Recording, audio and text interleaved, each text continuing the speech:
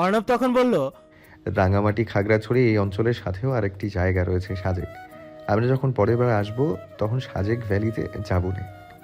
শুভ্র বলল। ওইটা কি এত সুন্দর জায়গা? প্রবণ বলল, সাজেক ভ্যালি মানেই তো হলো মেঘের রাজ্য।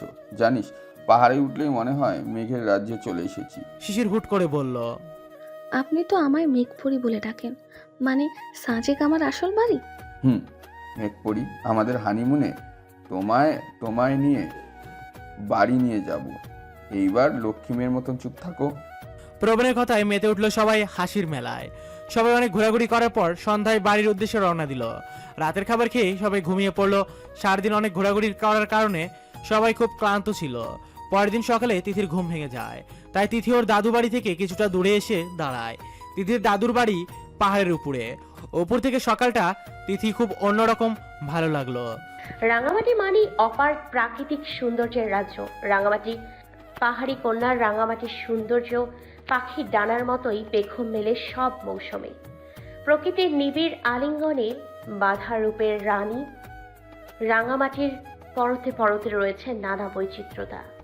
রাঙামাটির গহীন অরণ্য, পাহাড়ি প্রকৃতির অমোঘ রূপের আকর্ষণ। তাই রাঙামাটির সৌন্দর্য সবার কাছে অফুরন্ত। কিন্তু তিথি, আমার কাছে যে অর্ণবের ভালোবাসা সব থেকে বেশি অফুরন্ত। তিথি পিছনে তাকিয়ে দেখে সামু দাঁড়িয়ে আছে। ওহ আপু, তুমি আর আবারও মজা করছো? আজ কিন্তু ধরে ফেলেছি। তিথির কথা শুনে সামু হাসলো। তিথি, তুমি সত্যিই খুব বোকা গো। কিন্তু অভিনয় আর কোনটা রিয়েল এখনো বুঝতে পারছো না। জানো তিথি, তোমার এই বোকা স্বভাবের কারণেই আমার প্ল্যানগুলো খুব সহজেই কাজে দেয়। কিন্তু তোমার ওই বক বক ফ্রেন্ড শিশির সবসময় ভেজাল করে, তাই আজ তাকে একটা ডোজ দিয়ে আসলাম। মানে কি বলছো? আর কি করেছো শিশিরের সাথে? তেমন কিছু না, আমি আসার সময় কিছু নেশাজাতীয় ওষুধ আনি, যা তোমার ফ্রেন্ডকে প্রতিদিন দিয়ে আসি। দাঁড়াও দেখাচ্ছি, তোমাকে লাইভ দেখার মজাই আলাদা। সামু আড়াল থেকে শিশিরকে নিয়ে আসে। শিশির কেমন যেন দুলছে। শিশির, এই শিশির, কি হয়েছে তোর? শিশির, ওর কোনো হুঁশ নেই তিথি, ও এখন অন্য জগতে আছে। তুমি ওর সাথে এমন করেছো কেন? বলো, জবাব দাও। আমি অন্যকে ভালোবাসি ছোট থেকেই, কিন্তু তুমি উড়ে এসে আমার ভালোবাসার ভাগ বসেছো, তাই এর শাস্তি তোমার বান্ধবী আর তোমাকে তো পেতেই হবে। তুমি এতটা খারাপ? ছি, আমি এক্ষুনি অর্ণবকে বলে দিব। তুমি পারবে না। এখন তোমাকে এখান থেকে ধাক্কা মেরে ফেলে দেব, পরে সব দোষ দেব শিশিরের। শিশিরের জেল হবে, আর আমি এক ঢিলে দুই পাখি শিকার করব। দেখো আপু, তুমি এমন কিছু করতে পারো না। কিন্তু তিথি, আমি তো এমন কিছু করবই। তিথি আগে থেকেই একদম কর্নারে ছিল। সামু তাই সুযোগ বুঝেই তিথিকে ধাক্কা মারতে গেল। ঠিক তখনই শিশির সামুর হাত ধরে ফেলে। I am a disco dancer. তিতিকে মারার স্পর্ধা হয় কেমনে তোমার? I am a disco dancer. তুমি তো মাতাল ছিলে। অবাক হয়ে জিজ্ঞেস করলো সামু। তখন শিশির বলল, আমি মাতাল ছিলাম না। তুমি যেই ওষুধগুলো আমার পানিতে মিশাতে, তা আমি কোনোদিন খাইনি। ম্যাম মানে? কারণ আমি তোমার পরিকল্পনা জেনে গিয়েছিলাম। এটা সম্ভব না। সম্ভব আপু। তুমি সব সময় খারাপ কাজ করবে আর ধরা খাবে না, তা কি করে হয় বলো তো? মানে তুমি জানলে কিভাবে? তিথি তখন বলল, শিশির, আগে শামুকে অর্ণবের কাছে নিয়ে যাই, পরে হবে সব কথা। দাঁড়া তিতিমুরগি, আগে আপুকে কথাটা বলি, পরে না হয় ভাইয়ার কাছে নিয়ে যাব।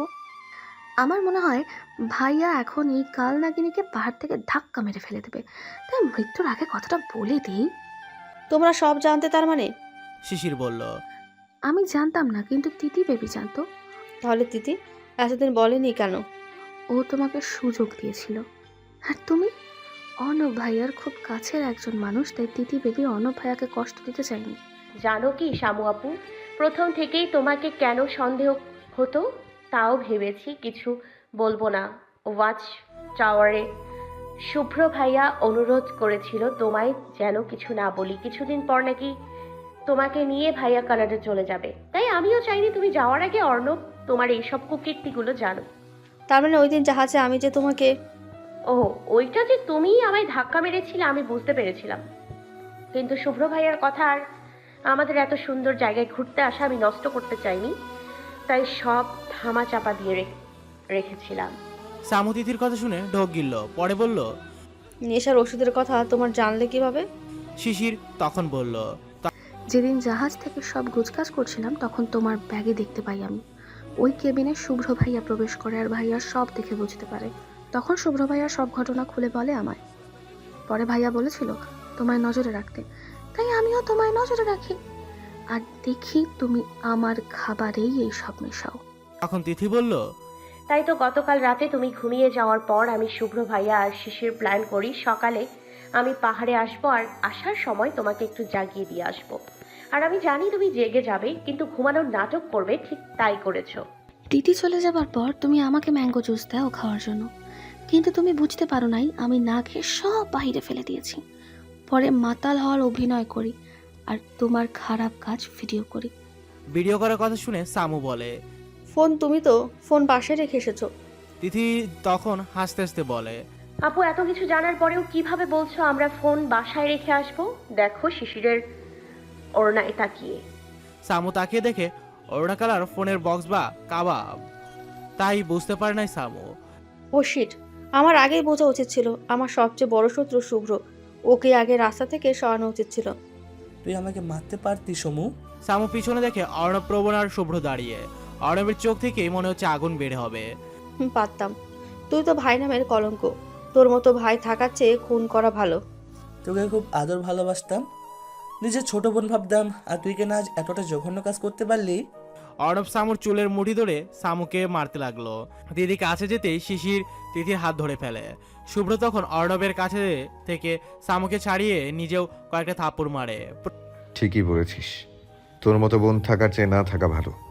প্রবণ তখন বলল, ওকে আর মারিস না, আমি এখনই পুলিশকে ফোন দিচ্ছি আর বলি যেহেতু মার্ডার কেস ওর শাস্তি হবে, আর পরে না হয় আদালতে যা যা ব্যবস্থা নেবে তাই হবে। শুধু শুধু ওকে মেরে নিজেকে কষ্ট দিস না। সামুকে পুলিশে দেওয়া হয়। তারপর তিথিরা 2 দিন রাখে রাঙামাটি।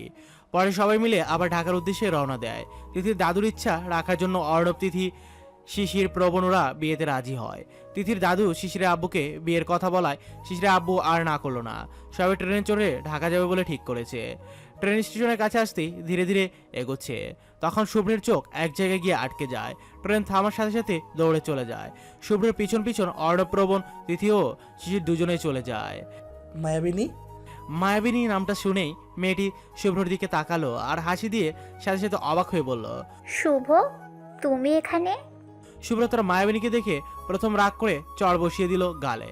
মায়াবিনী তার গালে হাত দিয়ে শুভ্রর দিকে তাকিয়ে রইল। ওই তুই আমার সাথে মিথ্যা নাটক কেন করলি? কেন আমায় কষ্ট দিলি? কেনই বা আমাকে ধোকা দিলি? আমি কোনো ধোকা দিইনি শুভ। শুভ্রর রাগ এখনো আরো বেড়ে গেল। পরিবেশ ঠিক রাখার জন্য অর্ণব বলল, শুভ, আগে তোর মায়াবিনীকে নিয়ে আমাদের সাথে চল, পরে বাসায় গিয়ে সব জানা যাবে। ওই তোমার কি মাথা ঠিক আছে? তুমি বলবে আর উনি চলে যাবে নাকি? ওনার পরিবারের মানুষজন আছে না? ওই একদম চুপ। আমার দোস্ত এতদিন কষ্ট পেয়েছে, এখন তার মায়াবিনীকে সে ফিরে পেয়েছে। এখন যদি মেয়েটা রাজি না হয় তুলে নিয়ে যাব। সব ওয়ার্নিং এ কি কাজ হয়? ভালোবেসে তো বলতে পারো। শোনো তিতির পাখি, এটা যে সেই ওয়ার্নিং না, এটা হলো লাভ ওয়ার্নিং। এরকম ওয়ার্নিংগুলো এমনই হয়, বুঝতে পেরেছো? তোমার মতো পাগলের সাথে কথা বলার কোনো ইচ্ছাই নাই। আর শুভ ভাইয়া, আপনারা 2 ভাই কি মার দেয়া ছাড়া কথা বলতে পারেন না? কিছু হলেই ঠাস ঠাস বলি এভাবে না মেরে একটু আদর তো করতে পারেন। শিশির তখন বলল, শুধু 2 জন নাকি আরো একজন আছে? অবশ্য আমাকে মারে নাই, তাও রাগ, কিন্তু একই রকম। প্রবণ চোখ বাঁকা করে বলল, এভাবে না বলে সরাসরি বললেই তো পারো যে তোমার আমার হাতের মায়ের খেতে ইচ্ছা আছে।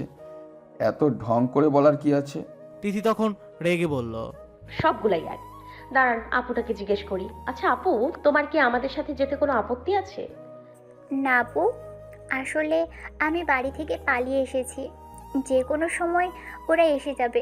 প্লিজ তার আগে এখান থেকে চলো, তোমাদের সব বলছি। আর কেনই বা তোমার পিকের সাথে আমার পিক এডিট করেছি, তার আগে এখান থেকে চলো। শুভ্রর মায়াবিনী ভয়ে ভয়ে বলল। শুভ্র কিছু না বলে হাঁটা শুরু করলো, সাথে অর্ণব আর প্রবণ। শিশির, তিথি মেয়েটাকে নিয়ে যেতে লাগলো। শুভ্র, মায়াবিনী প্রথম তিথি শিশিরকে দেখে অবাক হয়ে পরে ওদের কথাবার্তা শুনে সব বুঝতে পারে। তিথির দাদু, চাচা চাচি, ভাই ভাবি আর ভাইপো ওরা তিথির বাসায় চলে গেল। অর্ণব, তিথি, শিশির আর মেয়েটাকে নিয়ে প্রবণের বাসায় চলে গেল। সবাই ফ্রেশ হয়ে আসলো। আসার পরই শুভকে জিজ্ঞেস করলো। এমন কেন করছো আগে বলো। শিশির তখন বলল, ভাই রে ভাই, এইভাবে পুলিশের মতো জেরা করা ছাড়া আর কোনো কাজ নেই। দেখছেন আপুটা সমস্যায় আছে, তার উপর আপনার দেওয়া স্পেশাল ঠাস ঠাস এখন একটু খাওয়া দাওয়া করবে, তারও সুযোগ নেই। বলি আপনারা ছেলে বলে আপনাদের কথাই সব হবে নাকি? শুভ রাগে চোখে শিশিরের দিকে তাকালো। তিথি তখন বলল, এইভাবে তাকালে কি ভয় পাই আমরা? ভুলে যায় না দেশের প্রধানমন্ত্রী এখন নারী, তো সাবধানে কথা বলবেন আর চোখ পাকাবেন না। অর্ণব তখন প্রবণের চুল টেনে বলল, ভাই দেখ, তোর বউ আমার কি সর্বনাশ করেছে, এখন আমি কই যাব? অর্ণবের কথা শুনে সবাই অর্ণবকে পা থেকে মাথা পর্যন্ত দেখতে লাগলো। তখন শিশির বলল, প্রবণ স্যার, আপনার চুল ধরছি বলে আমি কিছু করি নাই। তবা তবা, আমি পুরুষ নির্যাতন করি না। প্রবণ তখন বলল, ভাই তুই তো বউ রেখে আমার বউয়ের উপর কি দোষ চাপাচ্ছিস? দেখ ভাই, প্রেশার বেড়ে যাচ্ছে আমার। তিথি তখন বলল, ওই সব বাদ, আগে বলেন এত বউ বউ করছেন কেন? অর্ণব বলল, আজ একটা সত্যি কথা বলি তিথি পাখি, প্লিজ রাগ করবে না। তিথি বলল, বলো। আর যদি রাগের মাথায় হয় তাহলে তো অবশ্যই রাগ করব। তাহলে বলবো না, বিয়ের পরেই বলবো। তখন শুভ বলল, শালারা, কয়বার বিয়ে করবি? বিয়ে করেই ফেলেছিস, তাহলে ভয় পাওয়ার কি আছে? শুনুন ভাবিরা, আমি বলছি, প্রবণ আর অর্ণব বিয়ে করে ফেলেছি আপনাদের না জানিয়ে। প্রবণ আর অর্ণব শুভ্রর মুখ দেপে ধরলো। তাও শুভ্র বলে ফেললো। হোয়াট? তিথি আর শিশির একসাথে চিল্লাইয়া বলল কথাটা। তোমরা আগেও বিয়ে করেছো, তার মানে আমরা সতী নিয়ে সংসার করব? তোমরা এমন কাজ করতে পারলে? তোমাদের একবারও আমাদের কথা মনে পড়লো না? আচ্ছা, তোমাদের ওই বউ কি আমাদের থেকে বেশি সুন্দর? বিয়েই যেহেতু করে ফেলেছো, তাহলে আমাদের বিয়ে করার কি দরকার? এক বউ নিয়েই সুখে থাকো না। ধন্যবাদ শুভ ভাইয়া, আজ আপনি ওদের আসল রূপ আমাদের সামনে ধরিয়ে দিয়েছেন। তিথি ও শিশির কাঁদতে লাগলো। তখন অর্ণব বলল, শুভ, এদের কি বললি? আর এরা কি বুঝলো দেখ, এই জন্যই লোকে বলে মেয়েরা বুঝে কম, চিল্লাই বেশি। ভাবি, এই কথা যদি শিশির বলতো তাহলে বোঝা যেত, কারণ ওর মাথায় এইসবই ঘুরে। কিন্তু আপনি বললেন, কথাটা ঠিক যেন হজম হচ্ছে না। শুভ্র তখন সবার দিকে তাকিয়ে পরে বলল, ভাবি, আপনাদের দুইজন ভুল ভাবছেন। আমি বলেছি অর্ণব প্রবণ বিয়ে করেছে, কিন্তু এটা বলি নাই যে অন্য মেয়েদের বিয়ে করেছে। আমি সব কথাটা বলার আগেই তো আপনারা কান্না শুরু করে দিয়েছেন।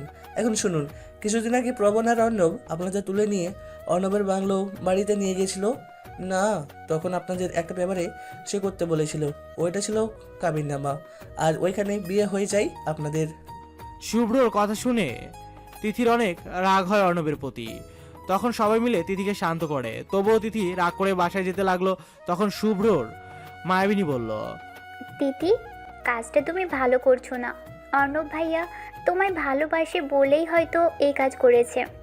জানো জানো কি দিদি, ভালোবাসলে ভালোবাসার মানুষের প্রতি অনেক দুর্বলতা থাকে, মনে সব সময় ভয় থাকে যদি চলে যাই। তবে অর্ণব ভাইয়া, প্রবণ ভাইয়া এই কাজগুলো করেছে।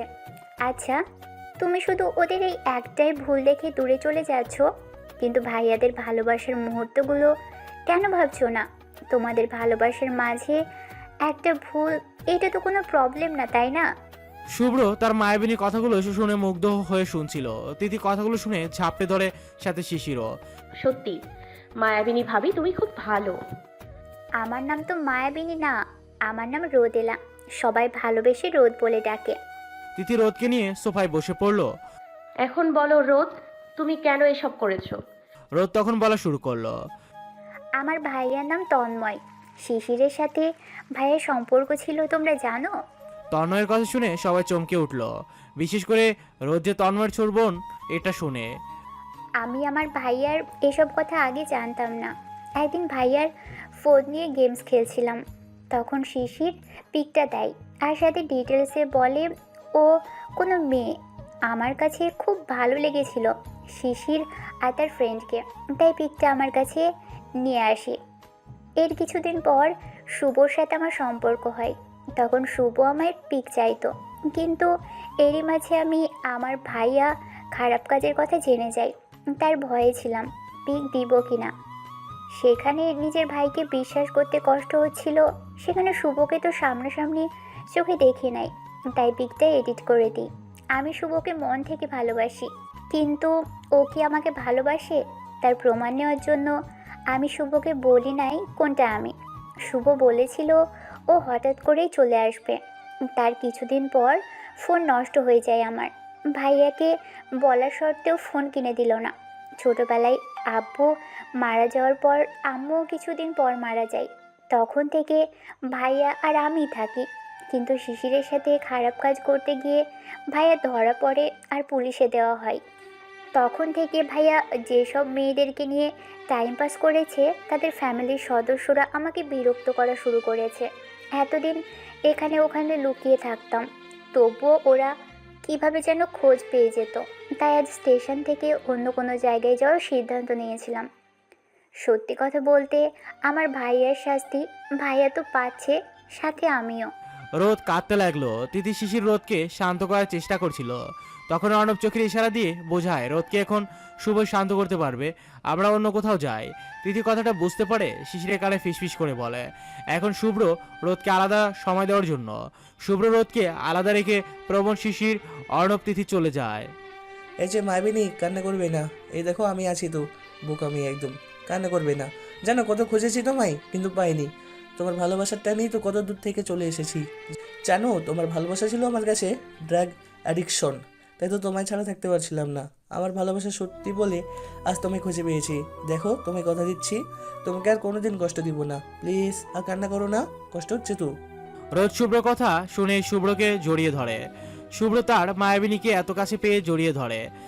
প্রবণ, তোর বউকে নিয়ে তুই একটু অন্য জায়গায় যা, আমরাও একটু রোমান্স করব। তোর বউ তো আবার কাবাব মে হাড্ডি থাকলে সমস্যা। যা যা ভাই।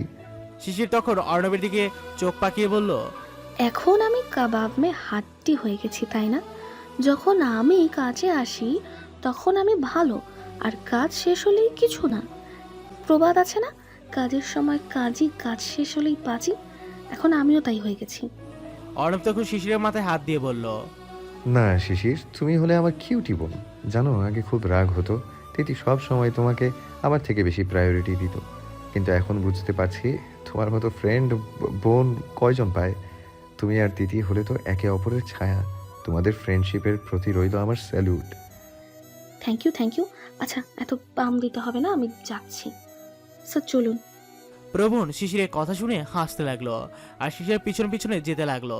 তিথি তখন অর্ণবের কলার ধরে বলল, ওই তুমি আমাকে না জানিয়ে বিয়ে কেন করলে? জানো বিয়েতে আমার কত স্বপ্ন ছিল। আরে পাগলি, ওটা বিয়ে না, ওটা কাবিন ছিল। দেখো না আমায় দেখলে নিজেকে কন্ট্রোল করতে পারি। আচ্ছা দেখো না, তোমায় দেখলে নিজেকে কন্ট্রোল করতে পারি না, কিস করে ফেলি। তাই কাবিন নামা করে ফেলেছিলাম, যেন সমস্যা না হয়। Good boy. এখন শোনো, আমাদের তো 2টা জুটির বিয়ের কথা ছিল, কিন্তু এখন আরেকটা, মোট 3টা হবে। তুমি শুভ আর রোদের কথা বলছো? হুম, ওদের কথাই বলছি। একসাথে 3টা বিয়ে, কি মজা হবে। খুব মজা হবে। আর শোনো, আগে থেকে বলে রাখছি, হানিমুনে কিন্তু সাজেক যাব। ভাই রে ভাই, আগে বিয়েটা হোক, পরে ভাবা যাবে। এই তুমি কিন্তু এখন শিশিরের মতো বকবক করা শিখে গেছো। ওর সাথে থাকতে থাকতে তো ওর মতো হতেই হবে, তাই না? তাহলে আমার সাথে থেকে থেকে আমার মতো হচ্ছ না কেন? তিথির কোমরে হাত রেখে বলল, এই শুরু হয়ে গেল আবার। আচ্ছা, আমায় এত কেন ভালোবাসো তুমি? কেন ভালোবাসি জানি না, শুধু জানি ভালোবাসি। পৃথিবীর আদিমতম যে সম্পর্ক, তার নাম ভালোবাসা। সেই ভালোবাসার জন্য ভালোবাসা নিয়ে কত না কথা। ভালোবাসার কোনো সংজ্ঞা নেই। ইতিহাসের পাতায় ভালোবাসার জন্য জীবন বিসর্জন, সিংহাসন ত্যাগ, অর্থ প্রাচুর্য ত্যাগ সহ আরও কত ঘটনা রয়েছে। ভালোবাসা অমর ও অক্ষয়। ভালোবাসার মৃত্যু নেই। আনন্দ আর বিরহ নিয়েই ভালোবাসা। এই ভালোবাসা নিয়ে রচিত হয়েছে কত গল্প, কবিতা, উপন্যাস, গান, সিনেমা। ঠিক এমনভাবেই সৃষ্টি হবে আমাদের ভালোবাসা। ভালোবাসার রূপগুণ দেখে নয়, বরং ভালোবাসা আসে হৃদয় থেকে, যেখানে তুমি যেমনই থাকো না। বাহ, কবি হয়ে গেছো। তোমার জন্য কবি কেন, সব কিছুই হতে পারি, কারণ তুমি আমার ভালোবাসা। তিথি অর্ণব তারা তাদের ভালোবাসার মুহূর্ত এইভাবে কাটো। আচ্ছা স্যার, আপনি আমার মতো মেয়েকে কেন ভালোবাসলেন? তোমার মতো মেয়েকে কে না ভালোবাসবে? জানো সব ভিউয়ার্সরাই তাদের কমেন্টে তোমার কথাই বলে। তোমাকে নাকি ওদের সব থেকে বেশি ভালো লাগে। যেখানে তুমি পাবলিকের মন মতন হয়ে গেছো, সেখানে আমি তো তোমাকে আমার মেঘের রাজ্যের মেঘপুরি ভেবে নিয়েছি। তাহলে বলো, কেন ভালোবাসবো না তোমায়? সত্যি সবাই আমাকে ভালোবাসে? হুম, সবাই তোমাকে ভালোবাসবে। জানেন, হুমায়ুন আহমেদ স্যার বলেছেন, প্রেম হয় শুধু দেখা ও চোখের ভালো লাগা থেকে, রাগ হয় প্রেম থেকে, ঘৃণা থেকে প্রেম হয় অপমান থেকে, এমনকি লুকিয়ে প্রেম হয় লজ্জা থেকেও। প্রেম আসলে লুকিয়ে আছে মানব সম্প্রদায়ের প্রতিটি ক্রোমোজোমে। একটু সুযোগ পেলেই সে জেগে ওঠে। আসল কথা হলো, প্রেম কিভাবে সে ধরা দেবে কেউ বলতে পারে না। যেমন প্রথম আপনার ভালোবাসা পেয়ে বুঝলাম না, কিন্তু আপনার ঘৃণা দেখে বুঝলাম। আসলে প্রেম ভালোবাসা এমনই হয়। বাহ, কত বড় হয়ে গেছে তুমি। যাক, অবশেষে প্রাপ্তবয়স্ক মেয়েটিকে বিয়ে করতে পারবো। আবারও মজা নিচ্ছেন? শিশির গাল ফুলিয়ে প্রবণ উল্টো হয়ে দাঁড়িয়ে রইল। প্রবণ শিশিরকে পেছন থেকে জড়িয়ে ধরে শিশিরের 2 হাত নিজের হাতের মুঠোয় নিয়ে বলল, শিশির কখনো চেঞ্জ হবে না, যেমন আছে তেমনই থাকবে। তোমাকে এভাবে দেখলে ভালোই লাগে, তাই বলছি জীবনেও চেঞ্জ হওয়ার চেষ্টা করবে না। আগে থেকেই লাভ ওয়ার্নিং দিয়ে দিলাম। আচ্ছা, ওকে। আমাদের বিয়েতে আব্বু আম্মু আসবে না? আব্বু আম্মু জানো, যেদিন থেকে আম্মু মারা গেছে সেদিন থেকে আব্বু অন্যরকম হয়ে গেছে। আব্বুকে ফোন দিয়ে বলেছি সব, তখন ওই মহিলা বলেছে ওনারা আসতে পারবে না, টাকা লাগবে পাঠিয়ে দিবে, কিন্তু ওদের টাকায় আমি বিয়ে করব না। ইনশাল্লাহ আমি নিজে যা ইনকাম করি তা দিয়ে খুব সুন্দর করে আমার বিয়েটা হয়ে যাবে। শিশির প্রবণের কথা শুনে কিছু বলল না, চুপ করে রইল। প্রবণ শিশির চুপ থাকায় শিশিরের গালে কিস করলো। শিশির চোখ বন্ধ করে পিছন ফিরে প্রবণকে জড়িয়ে ধরলো। আজ বিয়ে, একসাথে 3টি জুটি, অর্ণবের ফ্যামিলি, তিতির ফ্যামিলি, শিশিরের ফ্যামিলি আর শুভ্রর ফ্যামিলি সবাই আসলো। শুধু প্রবণ আর রোদের ফ্যামিলি বাদে। কিন্তু সবাই মিলে রোদ প্রবণকে এত এত ভালোবাসা দিল যে ওরা এই কষ্টটা ভুলে গেল। শুভ্র ফ্যামিলি আর অর্ণবের ফ্যামিলি সামুর কথা শুনে কষ্ট পেল আর ঘৃণা করতে লাগলো যে সামু কিনা এত খারাপ হয়ে গেছে। বিয়েতে হইচই শুরু হয়ে গেল। শিশির আর রোদের প্ল্যান মতো কনেরাও বরের জুতো চুরি করবে বলে প্ল্যান করেছে, কিন্তু বরেরাও খুব চালাক, ওরাও সাথে করে আরো 1 জোড়া জুতা বেশি নিয়ে এসেছিল। কনেরা তো খুব রেগে আছে, এটা শাস্তি দিবে বলে ঠিক করে রেখেছে। তিতির দাদু একসাথে 3টা বিয়ে দেখে খুশিতে নিজেও নাচতে লাগলো। তিতির দাদুর খুশি দেখে সবাই অনেক খুশি হলো। আবির এসে বলল শিশিরকে, এই যে দুষ্টু মেয়ে, এইবার তো বর পেয়ে আমায় ভুলে যাবে। শিশির আবিরের কথা শুনে আবিরকে কোলে নিয়ে বলল, না বাবাই, তোমাকে কি বলতে পারি বলো, তুমি তো আমার ছোট বাবাই। আবির শিশিরকে চুমু দিল, সাথে শিশিরও। আবির এবার গিয়ে রোদের কাছে গেল। এই যে কিউট গার্ল, আমায় কোলে নাও। রোদ আবিরকে কোলে নিয়ে বলল, কি সুন্দর পুতুল। পুতুল, তুমিও কি বিয়ে করবে? তাই তোমার আঙ্কেলের মতো সেজেছো? ফুপিমণি, জানো তুমি দেখতে খুব কিউট। আজ বড় থাকলে ভালো হতো। আচ্ছা শোনো, তোমাদের 3জন মেয়েকে আমি বিয়ে করব। আমার 3টা বউ হবে। আবিরের কথায় সবাই হাসতে লাগলো। তখন তিথি আবিরের কান ধরে বলল, ওরে দুষ্টুরে, এই বয়সে এত পেকে গেছো, একদম ফুফাদের মতো হয়েছো। তিথির কথায় শুভ্র, প্রবণ, অর্ণব বলল, বাবাই শোনো, ফুফাদের মতোই হবে, ওকে? আর শোনো, আমরা 3জন তোমার শ্বশুর মশাই, আমাদের মেয়েকে তোমার সাথেই বিয়ে দেব। আবির হাসতে লাগলো আর সবাইকে চুমু দিল। বাসুর রাতে ওই ছাগল আমার টাকা দে। তিথির আগে অর্ণবের কলার চেপে ধরলো। আরে বউ, তুমি টাকার জন্য বাসর রাতে বর মারবে? অবশ্যই মারবো, আগে টাকা দে। আগামীকাল ব্রেকিং নিউজ হবে, বাসর রাতে বউয়ের হাতে স্বামী খুন। হোক, আগে টাকা পরে কথা। টাকা তো পাবেই, তার আগে আমি আমার কাজ করি। বলে তিথিকে কোলে নিয়ে খাড়ে শুইয়ে দিল। পরে আর জানতে হবে না আপনাদের। মায়াবিনী, এতদিন যা কষ্ট দিয়েছো সব আজ সুদে আসলে গুনে নিব। তার আগে টাকা দাও। কিসের টাকা? জুতা নেওয়ার টাকা। তোমরা তো হেরে গেছো, তাহলে টাকা কিসের? এত কিছু বুঝি না, আগে টাকা দাও। দিব না। দিবা না? দাঁড়াও, রোদ শুভ্রর ধাক্কা মেরে ফেলে দিল। টাকা দাও বলছি। শুভ্রকে সুরসুরি দিতে লাগলো রোদ। এই কি করছো মায়াবিনী? ছাড়ো। মায়াবিনী, আগে টাকা দাও। টাকা চাই না তোমার? বলেই ও রোদকে ফেলে দিল আর রোদের দিকে তাকিয়ে, এই নাও টাকা। শিশির উঠো, আমি শেষ। খাল্লা, এত ওজন কেন? তুমি মুটি। শিশির প্রবণের উপরে বসে প্রবণের কলার চেপে ধরে আছে। টাকা দিন, আগে পরে কথা। দেখো বউ, টাকা নেই, আমার সব বিয়েতে খরচ হয়ে গেছে। ফকির, টাকা না দিলে তোর বাসর বন্ধ। ওকে বউ, দিচ্ছি, দেখো বালিশের নিচে টাকা। শিশির বালিশের নিচে টাকা পেয়ে প্রবণকে ছেড়ে দিয়ে টাকাগুলো গুনতে লাগলো। টাকাগুলো শেষ নাকি রাতে শেষ করার ধান্দায় আছো? প্রবণের কথায় শিশির লজ্জা পেয়ে টাকা গোনা অফ করে দিল। তারপর আর কি কিছুই না, সবাই ঘুমালো। ভালোবাসায় এমনই অটুট থাকো, হাজারো বিপদে এড়িয়ে যাক ভালোবাসা। সবাই দোয়া করবেন ওদের জন্য। ভালোবাসা নরম তুলোর মতো আবেগে মোড়ানো, ভাষায় প্রকাশ না করতে পারা স্পর্শকাতর এক তীব্র অনুভূতির নাম। রং রূপ গন্ধবিহীন এই তীব্র অনুভূতি এক অদ্ভুত ক্ষমতা আছে, আর সেটি অপরের প্রতি তীব্র আকর্ষণ। এই আকর্ষণের শক্তি এতটাই প্রবল, যার টানে অপরকে পাশে পেতে মানুষ ছুটে যায় বিশ্বের এক প্রান্ত থেকে অন্য প্রান্তে, জয় করে সকল প্রতিকূলতাকে। পরিশ্রান্ত ক্লান্ত মানুষ ব্যস্ততা ক্লান্তি ভুলে প্রিয়জনকে বলে ভালোবাসি ভালোবাসি।